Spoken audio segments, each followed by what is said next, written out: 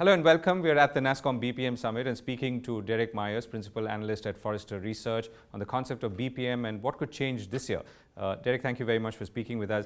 So I understand you were around when the term BPM was born, Business Process Management. And how is that different from any other form of business process, organization, offshoring, and so on? Well, what do we mean by the word process? I was asking them in there earlier on, has anybody seen a process? You know, think about it. Have you seen one? Experience. You experience a process, right? But you've never really seen one, or if you have, you've seen someone's representation of one. Right. You know, you certainly know it when you've seen a bad one, or when you've experienced a bad one, you tell your friends about it. You know it when you've had a good one, you tell your friends about it. It was a mediocre one, maybe you won't go back there, maybe I will.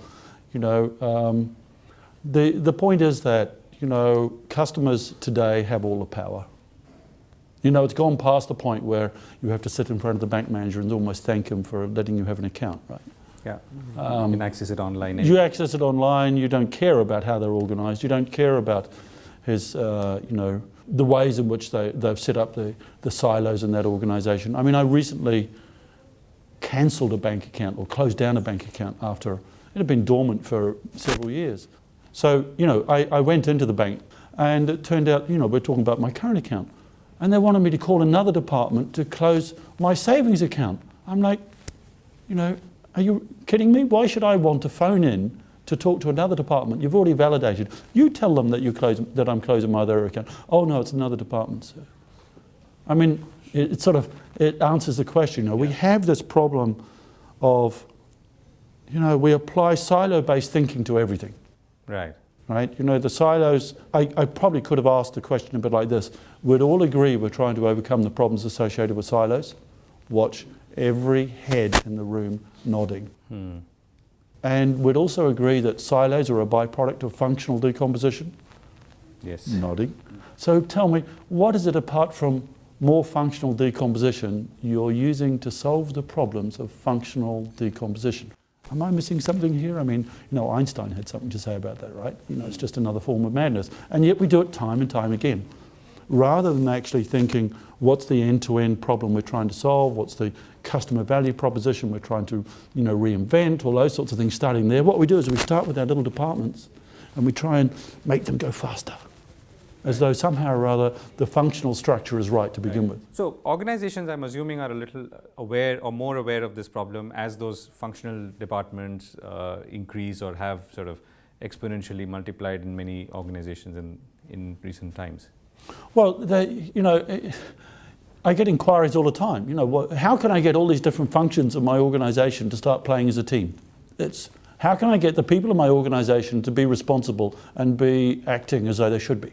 So, and are people looking for a technology solution? Well, there is no technology solution to that. There's no silver bullets. Technology solution. Technology is not the problem. Think of any failed project you can name. Any one. Any single one. Was it a technology problem or was it a people problem? It's a people problem. It's always a people problem. Right. It's always about how you build the engagement, how you get people involved in the game. And that's where, you know, my research recently has been moving in that direction, thinking about how organizations need to start thinking outside in, you know, the journeys that they put their customers through, that whole customer experience ecosystem thing that Forrester has become quite well known for. And then how do you translate that into a set of scalable internal capabilities that might be, and I'm using my words very carefully here, might be configured differently for different service propositions. So the example of the bank that you gave, so it's quite likely that the bank doesn't even know that this is the problem a customer is facing, or this is the They've never designed the experience. What they've got is a history of many, many departments over many years, all doing their own thing. And the reason they're separated is because I've got a system over here and I've got a system over there. It's like in America, I bought a mobile phone, pay-as-you-go mobile phone, a long time. It's got a good number, okay? And I wanted to turn that mobile phone pay-as-you-go into a contract so I could pick up the calls internationally. Oh no, you can't do that. I mean, what do you mean? I want to give you more money and you're telling me you can't do that because why? Because it's some decision a programmer made 15 years ago that this should be in one system and that should be in another one. When really, you and I both know that take the SIM card, it's just a question of how you apply the billing algorithm to it and which contract you put it in. So you're also saying in a way that many large organizations which are consumer focused and service based are actually not paying sufficient attention to figuring out their own silos internally and making them sync Most together. of them have no idea what they're doing. They're starting to. I mean, if you look at it, I mean, Forrester has research around this customer experience angle. So let me put it like this. The average wireless phone provider in the US, if they could lift their customer experience index score by 10 basis points, we're talking about $3 billion in additional revenue coming from word of mouth, coming from reducing churn and people buying more products. You know, a hotel chain, $1.3 billion in extra income. That's a lot of funding of a change program. And this is only if they understood their consumer better or their consumer's behavior. If they understood their customers better and actually started designing the outcomes they deliver around the needs of their customer, they will improve the score that they get. The score, by the way, Forrester does, I'm pretty sure it's like the largest technographic survey after the US Census. I mean, it's a big survey. And what they're looking at is the attitudes people have to individual brands and the brands that they buy from, and whether or not they're prepared to recommend them, and whether or not they buy more things from them, what they do buy, what they don't buy, and all those sorts of things. And when you scale that up, you know, that's where these numbers are coming from. It's not just, you know, wins, hold on, New Zealand's beating America at the America's Cup, okay, so it must be $3 billion. No, it's actually calculated all the way down. So there's methodology behind that. And what I'm talking about are the methods and techniques about how you build that engagement program, how you build those propositions that you're taking to market, but also how you roll that all the way back into how you deliver value to your customers, how you serve your customers' value proposition.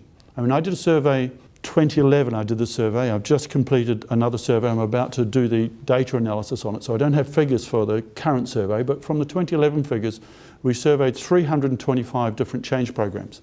That's a lot of change programs. And we segmented them by their maturity, and here I'm using a CMMI type maturity leveling, 1 through 5. You know, so everybody's in one transition from 1 to 2, 2 to 3, 3 to 4, and 4 to 5. Very few in that last one.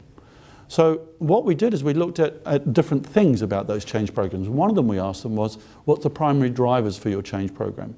And you know, it all starts primarily about cost reduction, not unsurprisingly, because there's lots of waste, lots of additional costs. So it's about reducing the cost. You know, but level 2 going on 3, suddenly it all becomes about customer experience. Not that cost has gone away yet. By the time you get to 3 going on 4, it becomes all about the value innovation and the customer experience, and hardly anybody's really interested in the cost anymore. And what does that tell you? I mean, there's a real aha in this, which is that if you're continually focused on reducing cost, it's a sort of reductionist philosophy. You know, if productivity equals value divided by resources, what you're doing is reducing the resources and not really thinking about the value side of the equation. And most of the BPO industry of India, by the way, is based on that. Right.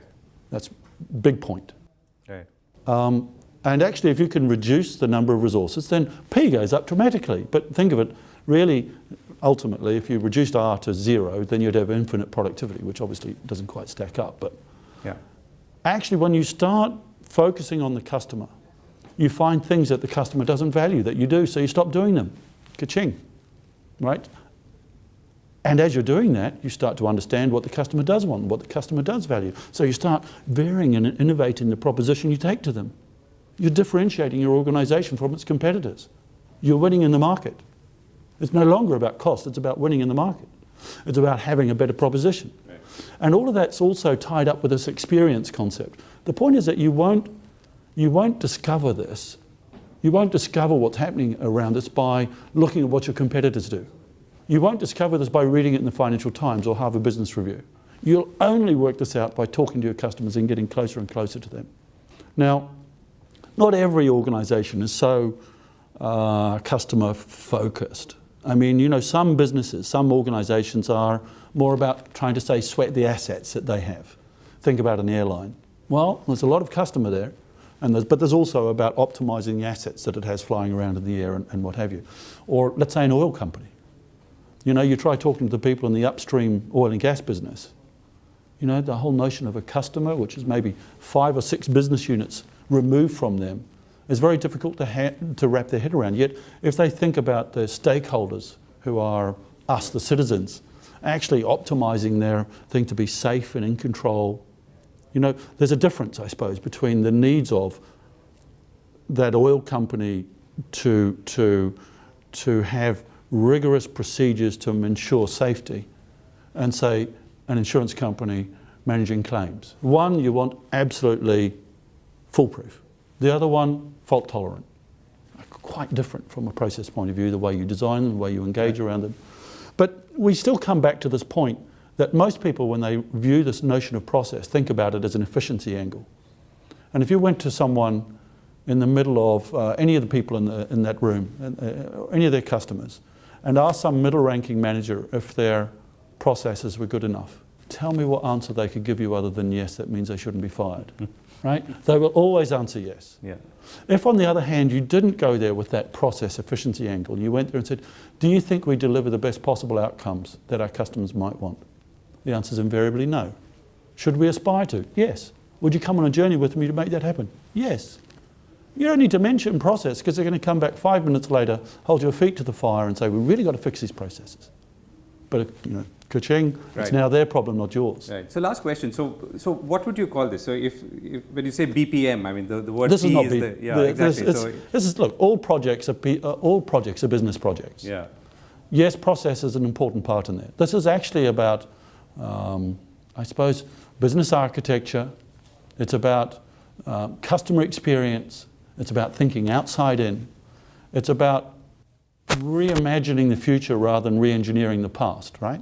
And maybe a good way to start is by calling up your own company's customer service department and seeing how your call gets handled. The good way to start is actually think about your change team and design your own services for yourself that you're going to deliver into the business. Think about the outcomes you deliver from those change services. Think about the capabilities you need to deliver those services. Think about the processes you need to deliver those services, and design them in the sense that your customers inside the business will consume. And once you start doing that, then you're actually, you know, it's, what is it? Eat your own dog food, drink your own champagne. It's actually applying to yourself that which you're trying to apply to others. Yeah. Derek, thank you very much for speaking with us. No problem. Thank you.